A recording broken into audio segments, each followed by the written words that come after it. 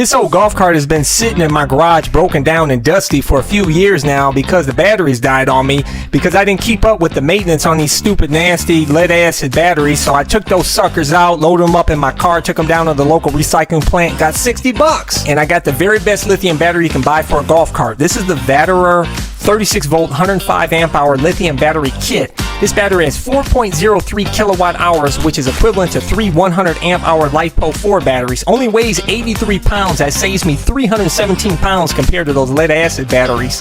It has a vent there. It has Bluetooth for real-time monitoring, an LCD display and bracket. It comes with a smart fast charger that charges this battery in as little as 6 hours, and you get up to 50 miles on a single charge. And it has a 200 amp BMS, 200 amps of continuous power. I can go on and on. Paint, which that stops rust.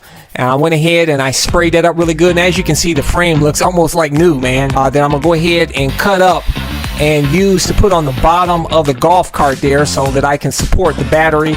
I can put the new Vatrer 36 volt 105 amp hour lithium battery, which is awesome, with those awesome handles that make it really easy to load it on the bottom there. And this display is really nice. It's a touch screen, gives you all the information you need, voltage.